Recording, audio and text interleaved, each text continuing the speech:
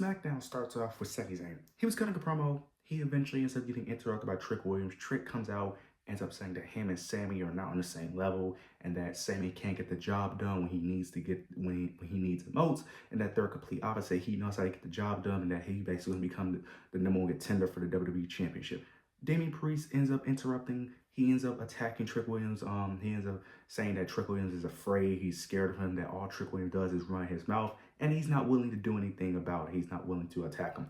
Trick Williams ends up attacking Sami Zayn. Then he tries to sneak attack Damian Priest, but Damian Priest sees it. They end up brawling. Sami Zayn ends up trying to get payback at Trick. He ends up pushing Damian. They do the typical babyface trope where both guys want to go after the heel, but they only want to go after them by themselves. They don't, instead of just jumping them. You know, the typical babyface trope. Eventually, Trick Williams does end up escaping. This does end up causing issues later on due to Trick Williams and Damian Priest end up being in the main event. And Damian Priest and Sami Zayn ended up getting a little bit heated when Damian Priest didn't want Sami to get involved in this match, but Sami felt some type of way due to Damian's tone. Because his tone was a bit, aggressive. So, but I like what they did here. This was just the build towards the Saturday Night's main event match, which I think will be a really good match.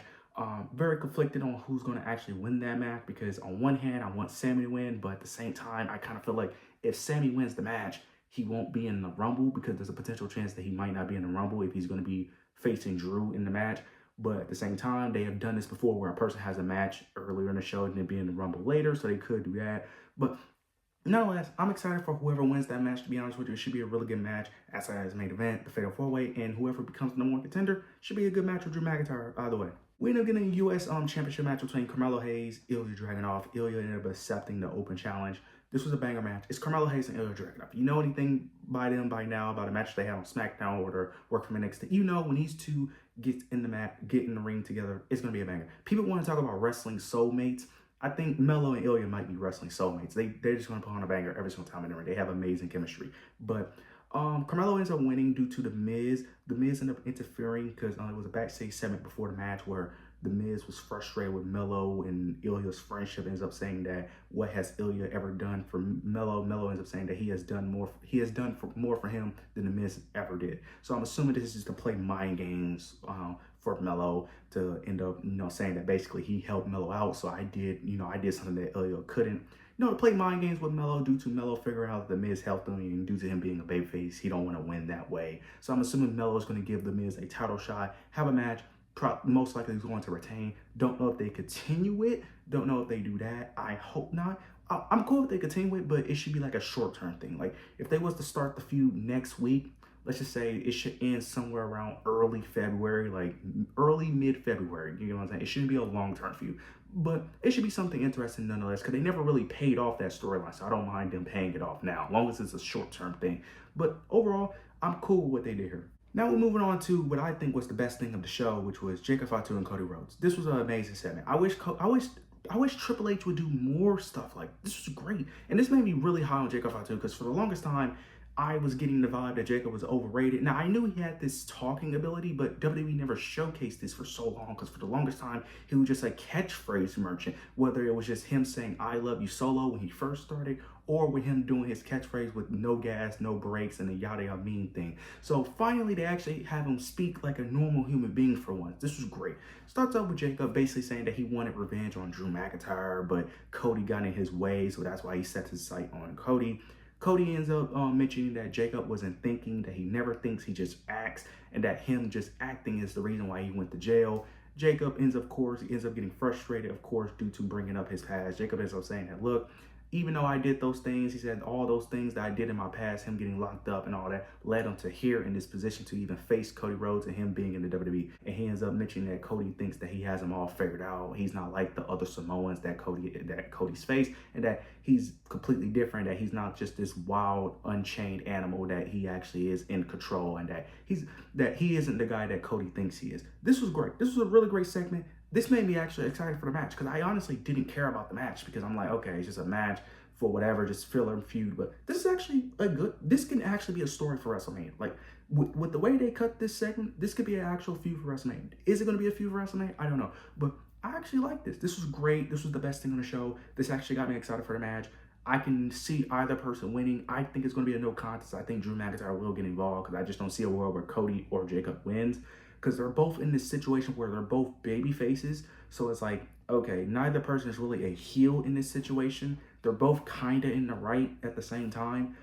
So there's no real bad guy in this storyline. So it's going to be very weird booking this. Even though it makes sense why they're feuding. I like why they're feuding. It's just going to be a very weird scenario because, like, who do you technically root for in this situation? Because neither person is really wrong here, like, to be honest. Now, you could say Jacob is kind of wrong because he technically cost him the match, even though Jacob did make a great point that Drew McIntyre was already about to leave the cage anyway, which was true. So you could go either or with this. But nonetheless, this was great. This was the best thing on the show. We end up getting a quick match with Chelsea Green and Jade Cargill. This was just the build-up towards Jordan Grace and Jade Cargill, whatever this feud is. I don't know what they were doing with Jade Cargill.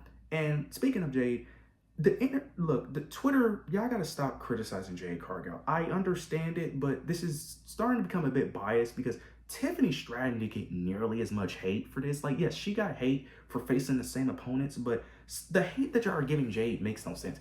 People are complaining that she hasn't defended the title, which is true. I understand that, but it's not her fault that she didn't defend. I already said that when Jade won this title that her reign wasn't going to be that good because she had no competitors. I already knew the reign was going to be good. Now, I didn't think it was going to be this bad. I didn't think she was going to never defend the title, but I already knew it wasn't going to be good. I don't know why people are shocked that her reign isn't good. She has no opponents. Like, now, it is WWE's fault, which I don't understand because this issue can easily be solved if you just called up NXT talent. They clearly know they clearly can do it. They clearly called up all the main event talent on the men's division, so they clearly wanted, like, I don't understand WWE's idea because even on Real, they was confused on what to do with Chelsea Green for the United States Championship picture. It's like, I don't understand it. Like, they know they could just call people up. Like, they already done it with the men. I don't understand why they call up all the men from NXT when you didn't need more men on the roster. But for the women that you clearly need more bodies, you just refuse. Like, you could easily call up Tatum Paxley, JC didn't got the NXT championship. So Ruka, you call up Zarya if you want to. That's 3 women that they can easily insert in the US title picture. Or have them have little filler feuds for the world championship. They're not going to win, but it could just be a filler feud, whatever. Like, I just don't get. You can call up Jada Parker, Blake. That's like 5 women I named. Like, I don't get it. I don't understand. Like, it is what it is. I don't know why they're not running this match at Saturday's main event or at the Royal Rumble. It makes no sense. That could be a perfect excuse for Jordan Grace because if Jordan is not going to win the Rumble, you could have her. You could have her enter the Rumble because they're going to have the Women's Rumble probably going to open the show. You could easily just have her be at the Rumble, last a long time, lose, and then have a match against Jade Cargill later in the show, and that be the reason why she loses. That's a perfect excuse. I don't understand it because Jade Cargill is not losing before Mania. So I don't understand it. I don't get it. I don't understand what they're doing.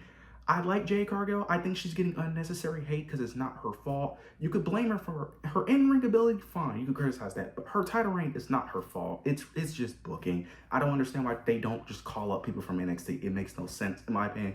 We'll see how this plays out, but I just don't understand it. We end up getting a WWE Championship, Tag Team Championship match between the MFTs and Y6.